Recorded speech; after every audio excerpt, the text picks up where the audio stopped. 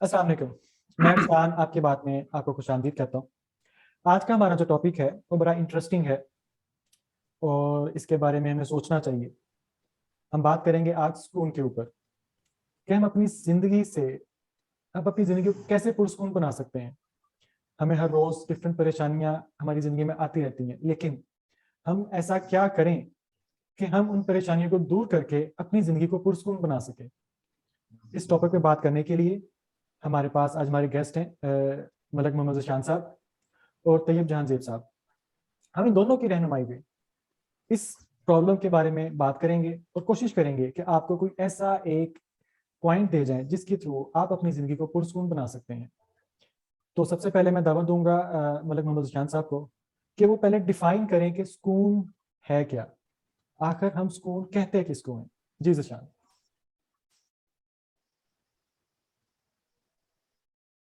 जी अस्सलाम, बहुत शुक्रिया। अ, हम जैसे कि रोज़ाना बात करते हैं, किसी न किसी मसले पे बात करते हैं। ज़ाहिर-सी बात है कि कोई भी मसला बेसुकूनी है तो वो मसला है, जहाँ सुकून है वहाँ मसला नहीं है। मसल मसले कई किस्म के होते हैं। हमारे ज़ाती मसाइल हैं, समाजी मसाइल हैं, मुआशरती मसाइल हैं, मुआशी मसाइल हैं, सियासी मसाइल हैं और अनगिनत मसाइल। मसाइल और मसाइल मतलब मसाइल दर मसाइल दर मसाइल दर मसाइल हम घिरे हुए हैं। आइली मसाइल हैं। तो इन सब में बेसुकूनी कहाँ है और सुकून कहाँ है? सबसे पहली बात हमें ये सोचना होगी कि हम सोचने में किस तरफ सोच रहे हैं? आया हम सेल्फिश हैं, खुद पसंद हैं और खुदगर्ज़ हैं, हम अपने बारे में सोच रहे हैं? आया हम सोशल हैं, हम दूसरों के बारे में सोच रहे हैं? आया हम लीडर हैं, हम सबके बारे में सोच रहे हैं? 3 अप्रोचेज़ हैं सोचने की। और अगर तो हम सेल्फिश हैं, पहली बात, अगर हम सेल्फिश हैं, हम ये सोचेंगे कि हमारा सुकून अव्वलीन, उसके बाद बाकी के भाड़ में।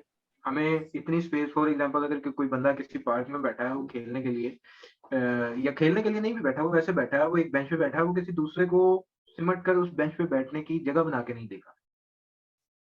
उसको बैठने का सुकून चाहिए, वो अपना सुकून कर लिया, अब वो दूसरे को बेसुकूनी में देख रहा है, उसको थोड़ा-सा वो इधर-उधर होके बैठने की जगह नहीं देगा, सेल्फिश आदमी। सोशल आदमी क्या करता है? सोशल आदमी ये करता है कि वो उस बेंच पे बैठा होता है, वो देखता है कि कोई और बंदा बेसुकूनी में है, उसके बैठने से अगर किसी को तकलीफ है, तो वो अपनी नशिस्त छोड़ेगा, थोड़ी देर खुद बर्दाश्त करेगा, अपनी नशिस्त कहीं और बना लेगा या वो वहाँ जितने लोग मौजूद हैं, उनकी नशिस्त का एहतमाम अपने साथ वो जगह उनकी बना लेगा या किसी भी तरह से वो ऐसे कर लेगा। तीसरा है लीडर किस्म का आदमी। वो क्या करेगा, वो देखेगा कि मेरे बैठने से तकलीफ हुई है, वो तकलीफ किस वजह से हुई है, वो उसके दरवाजे के सामने बैठा है, आया रास्ते में बैठा है या वो ऐसे बैठा है कि कोई और बैठ नहीं पा रहा, तो वो क्या करेगा कि वो उनको भी साथ बिठाएगा और तगड़ों में लगेगा, कहीं कंप्लेन करेगा जाके कि मुतलका अथॉरिटी को लेके आएगा, वो बाकी लोगों के बैठने का इंतज़ाम भी करवा देगा। मैंने आपको मिसाल दी बेंच पे बैठे हुए एक आदमी की। हमें देखना है हम उन 3 आदमियों में से कौन से हैं उ उस बेंच पे बैठने वाले, हम पहले वाले हैं, हम दूसरे वाले हैं, हम तीसरे वाले हैं। पहली किस्म का जो आदमी है वो अपने सुकून का ख़्याल कर रहा है, उसकी वज़ह से बाकी लोग बेसुकूनी में हैं, उसको कोई फ़र्क नहीं पड़ता। दूसरी किस्म का आदमी दूसरों की वज़ह से खुद पे बेसुकूनी ले लेता है और अक्सर बेसुकून रहता है लेकिन दूसरों को सुकून दे ज़शान, देता है। ये किसी हद तक मैं आपको यहाँ पे रोकना चाहूँगा। आपने 3 इकसाम इनको 3 कैटेगरीज़ में डिवाइड कर दिया है सुकून को। तो सबसे पहले हम जो हमारी पहली कैटेगरी है जो आपने डिस्क्राइब की है कि ऐसा बंदा जो कि ना तो खुद सुकून में रहता है, ना किसी को सुकून में रहने देता है। मेरा ख्याल है ये वो एक कैटेगरी है जो हमारे मुआशरे में बहुत ज़्यादा पाई जाती है और इसकी वजह से बाकी सारे लोग बेसुकून हो जाते हैं। मेरे ख्याल है यही वो एक कैटेगरी है जिसकी वजह से बाकी 3 कैटेगरीज़ क्रिएट हो रही हैं। तो मैं तैयब साहब के पास जाना चाहूँगा, मैं पूछना चाहूँगा ये जो पहली कैटेगरी है, इसको ये मतलब क्यों हमारे अंदर ये चीज़ क्यों आ रही है और हम इसको कैसे खत्म कर सकते हैं? बिस्मिल्लाहिर्रहमानिर्रहीम। बहुत शुक्रिया इरफान साहब और ये मलिक साहब ने बड़ी अच्छी बात की है, बड़ी अच्छी टर्म इन्वेंट इन्होंने की है। और ये जो बेसुकूने लोग हैं, जो पहली कैटेगरी इन्होंने कही है, ये वाक़ई तादाद में सोसाइटी में बहुत ज़्यादा है और दूसरी वाली और तीसरी वाली ग्रेजुअली फिर कम होती जाती है। और इन लोगों से सिर्फ़ इंसान का सुकून नहीं है, किसी भी चीज़ का सुकून ये बर्बाद करने में जो है वो देर नहीं लगाते हैं। कोई कुत्ता अगर बैठा है तो इन पे लाज़िम है कि ये उसको टाँग मार के जाएँगे। इस पे मुझे एक लतीफ़ा याद आ गया, अगर आप इजाज़त दें तो मैं थोड़ा अर्ज़ करूँ उसको। तो वाकया कुछ यूँ है कि एक जंगल है और जंगल में एक भेड़िया है जो अपनी उम्र गुज़ार के तो अब रिटायरमेंट की ज़िंदगी गुज़ार रहा है। दाँत उसके मुड़ गए हैं, पंजे उसके जो हैं वो टेढ़े हो गए हैं। लेकिन वो जो बेसुने लोग जिनकी हम बात कर रहे हैं, उनकी एक टोली आती है और वो कहती है कि बाबा जी तुसीं ਤੁਹਾਡੇ ਕੋਲ ਤਜਰਬਾ ਹੈ, ਤੁਸੀਂ ਆਪਣੀ ਉਮਰ ਗੁਜ਼ਾਰੀ ਹੈ ਔਰ ਤੁਸੀਂ ਤੇ ਸ਼ੇਰ ਨਾਲੋਂ ਕਿਤੇ ਵਧੀਆ ਜਾਂਬਾਜ਼ ਜੇ। लिहाजा ਅਸੀਂ ਤੁਹਾਨੂੰ इलेक्शन ਤੇ ਖਿਲਾਰਦੇ हैं और अगला बादशाह ਤੁਸੀਂ ਜੇ ਸਾਡੇ। अब वो बेचारा पंप खा के तो दिल में तो खुश होता है लेकिन ऊपर से मना करता है 2-3 दफा कि यार साडी हुण किहड़ी उम्र है ते छड्डो परां देइए। लेकिन वो बेसुकून टोली जनाब बाबे को पंप करा देती है। तो वो जो है गुस्से में उठ के तो शेर को चैलेंज हो जाता है जनाब। शेर कहता है ठीक है फाइट रखते हैं, जो जीतेगा वो बादशाह, अगर आप जीत गए तो आप बादशाह वरना मैं तो हूँ ही फिर। फाइट का दिन मुकर्रर हो गया, तो गोल दायरा लग गया जनाब, सारा जंगल मजमा इकट्ठा है और नारेबाजी हो रही है। शेर के हमारी जो है वो शेर की हामी कर रहे हैं और भेड़िए के। अब इसको क्योंकि उन्होंने वो बच्चों ने पंप मारा था कि जब तेरी लोई खड़ी हो जाती है और तेरी आँखें लाल हो जाती हैं तो फिर तेरे आगे ठहरता कोई नहीं है। मतलब इतना तो जलाली जब हो जाता है, तो जो गुस्सा आ जाता है, तो फिर तेरे सामने कोई चीज़ ठहर नहीं सकती। तो अब मुकाबला शुरू हुआ जनाब और शेर ने 2-4 खड़काइयाँ गिद्दड़ नूं और गिद्दड़ जाके बच्चों को पूछता है कि मेरियां अखां रत्तियां हुई हैं। उन्हें क्या बस होनी आ रही हैं, लूं तेरे खड़े हो गए हैं ते बस अखां लाल ने तेरियां फुल बस होनियां शुरू हो गई हैं। फिर जनाब शेर ने फिर 2 चपेड़ा मारियां, फिर आ गया, उन्हें कहा भी इदां लाल नहीं हुई अखां। उन्हें कहा बस हो ही रही ने, हो गई ने बस तू। चंगी जनाब जो हड्डी पसली ਉਹਦੀ ਇੱਕ ਹੋ ਗਈ ਤੇ ਉਹ ਮਾਰ-ਮੂਰ ਖਾ ਕੇ ਬਹਿ ਗਿਆ ਤੇ ਉਹ ਬੇਸਕੂਨ ਟੋਲੇ ਨੇ ਇਹਨੂੰ ਕਿਹਾ ਵੀ ਚਾਚਾ ਬਸ ਨਾ ਅੱਖਾਂ ਤੋਂ ਹੀ ਗੱਲ ਰਹਿ ਗਈ, ਜੇ ਥੋੜੀਆਂ ਜਿਹੀਆਂ ਲਾਲ ਹੋ ਜਾਂਦੀਆਂ ਨਾ ਤੇ शेर ਦੀ ऐसी की तैसी सी। तो इस तरह के जो लोग हैं वो सोसाइटी में टिकने नहीं देते हैं। और शान साहब ने बड़ी अच्छी बात की है कि घरों में अगर देखा जाए हमारी आइली मसाइल में तो कोई ना कोई मोहल्ले की कोई चाची, कोई मामी, ताई, कोई इस तरह की होती है जिसका काम ही आके ये होता है कि हाँ हाय नहीं आ तेरे नाल माड़ा हो गया तेरे नाल। और ऊपर से कुछ नफ्सियाती पहलू इस तरह के हैं कि हमारा जो माइंडसेट है, जो हमारा दिमाग है, वो नेगेटिव चीज़ों के प्रति असर उनका लेना शुरू कर देता है। जैसे वो कहते हैं कि अच्छाई जो है वो देर से फैलती है लेकिन बुराई जो है वो बड़ी जल्दी अपनी जगह बना लेती है। तो नेगेटिव बिल्कुल चीज़ें जो ये हैं बिल्कुल आपकी आपकी बात बिल्कुल आ गई। मैं इसके ऊपर ज़िशान से दोबारा मुखातब होना चाहूँगा कि ज़िशान, जो ये बेसुने लोग हैं, ये जो ऐसे लोग हैं जो आपको परेशान करते हैं, आपकी ज़िंदगी को एक पुरसुकून ज़िंदगी नहीं रहने देते, या आपको इस लेवल तक ले जाते हैं कि आप हर बुरी चीज़ सोचने लग जाते हैं, ठीक है? इन लोगों से बचने के लिए क्या करना चाहिए? क्या हम इनको ठीक कर सकते हैं या इनसे बचना ही आखिरी हल है?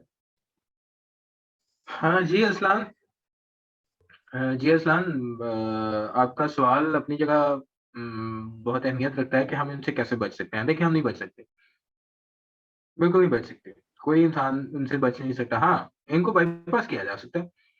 हमें 2 चीज़ें हैं। देखें हम में भी हम अब इस पर्सपेक्टिव से देखें कि इनसे बचना कैसे है, तो हमारे आगे भी 3 ही रास्ते हैं। नंबर 1, इनको वो पहले वाली अप्रोच अपनाएँ कि अपना सुकून देखें, ऐसा बंदा आता देखें तो रास्ता बदल लें। इन लोगों के साथ बैठना-उठना बंद कर दें। पहले तो आइडेंटिफ़ाई करें ना कि ऐसे लोग हैं कौन, और उसके बाद उनके साथ बैठना-उठना बंद कर दें, उनकी सुनें ना। दूसरा तरीका ये है कि उनकी सुनें, उनके साथ मतलब वो ताल्लुक रखें पूरा-पूरा, उनकी सुनें, लेकिन सुन के ऐसा ना लें, एक कान से सुनी दूसरे से निकाल दी, ठीक है। ये दूसरी अप्रोच होगी, सोशल अप्रोच होगी। तीसरी जो लीडर अप्रोच है, वो ये है कि उनकी सुन भी लें, बाद में उनको अपनी सुनाएँ भी। उनकी तरबियत का भी एहतमाम करें, उनको अ, गैर महसूस अंदाज़ में कि उनको बुरा भी ना लगे, उनकी तरबियत भी करना है। आखिर उनको मुआशरे का हमने कारआमद फ़र्द भी बनाना है। उन्हें उनकी ख़ामी इस अंदाज़ में बतानी है कि उन्हें ये लगे कि ये मेरे अंदर ख़ामी है और मैंने इसको ओवरकम करना है, ना कि उसको ये लगे कि मेरी बेइज़्ज़ती हो रही है। हालाँकि ऐसे लोग जो होते हैं वो हर चीज़ में एक नेगेटिव माइंड के साथ आए होते हैं, उनको कुछ भी आप पॉज़िटिव बताने की कोशिश करें, लाख जतन कर लें, उसने उसमें से नेगेटिव पॉइंट निकाल के उसने कहना है मैनू इट करता है। एडा किते अकलमंद रहिंदा नहीं। ਇਹਦੀ ਐਸੀ ਦੀ ਤੈਸੀ ਕੱਲ ਤੈਨੂੰ ਨਲੀ ਨਹੀਂ ਸੀ ਸਾਫ਼ ਕਰਨੀ ਆਉਂਦੀ। ਮਤਲਬ ਇਸ ਕਿਸਮ की डिफरेंट बातें वो सामने आ जाती हैं। ਸਾਡੇ ਹੱਥਾਂ 'ਚ ਪਲਿਆ ਤੇ ਸਾਨੂੰ ਹੀ ਗੱਲਾਂ ਕਰਨ ਡਿਆ, ਮੇਰੀ ਬਿੱਲੀ ਮੈਨੂੰ ਮਿਆਉ। वो इस किस्म की बातें ये लोग करेंगे। लेकिन बहरहाल ये जो लीडर टाइप का जो हमें बिहेवियर अपनाना है उसमें सबसे पहले तो नीड असेसमेंट है। कौन-सा बंदा कहाँ से बात करना शुरू करेगा, कहाँ से वो उसको सीखना शुरू करेगा, लीडर की यही खूबी है कि उसने वो सारी चीज़ों का एनालिसिस करके उनको कहाँ से बात सुनवाना शुरू करनी है, कहाँ उनको रियलाइज़ करवाना है कि ये काम आप गलत कर रहे हैं।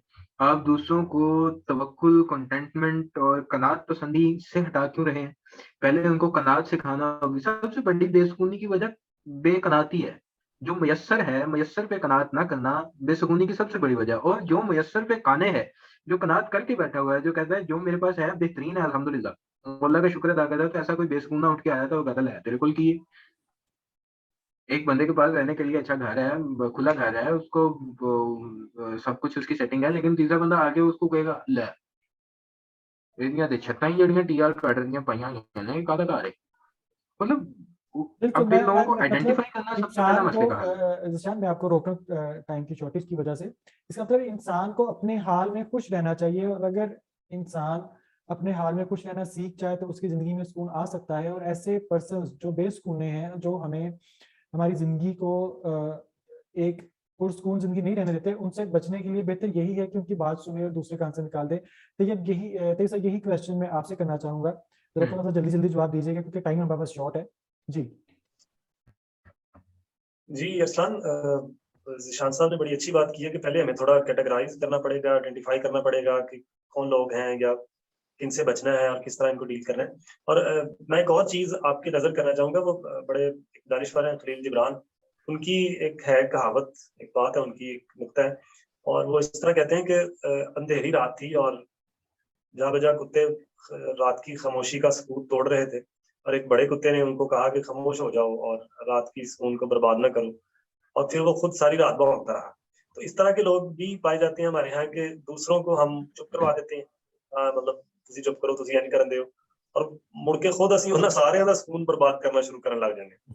तो मतलब ये ये वही बात हो गई ना कि कोई बंदा अस्पताल में ऊंची आवाज से बोल रहा था, एक तीसरे आदमी आया और वो उनको डांटते हुए कहने लगा चुप करो, ये अस्पताल है लारी अड्डा नहीं।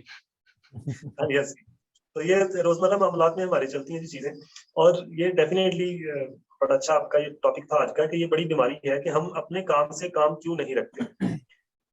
और जहाँ पे रखना चाहिए वहां पे रखते नहीं है, जहाँ पे नहीं काम रखना चाहिए वहां पे हम रख लेते हैं, हम उल्टे चलते हैं। मतलब अगर एक बंदा थोड़ा सा फाइनेंशियल स्ट्रांग है या वैसे थोड़ा पावर में है थोड़ा, उसको हम नहीं कहेंगे कि भाई तू की करने है, लेकिन जो ही को माड़ा बंदा, तो कमजोर बंदा हमारे सामने कोई गलती करता नजर आता है, तो हम सारा मोहल्ला उस पर चढ़ाई कर सकता है कि यार बिल्कुल बंडो सही जनाब बात, बिल्कुल सही बात, बिल्कुल तैयब ने बहुत आप ज़बरदस्त बात की। नहीं लेने देंगे। पहले तो हमें अपने मेयार ठीक करने पड़ेंगे, अच्छाई बुराई को देखना पड़ेगा, और फिर उस नहज पे जाके अपने बच्चों की आप तरबियत करेंगे। तो मतलब लंबा प्रोसेस है। एक सुकून जो है वो वैसे तो एक चीज है कि सुकून जो है वो कब्र में ही है। देखिए हमारे वजीर आजम साहब फरमाते हैं कि सुकून तो सिर्फ वो जनाब कब्र में है।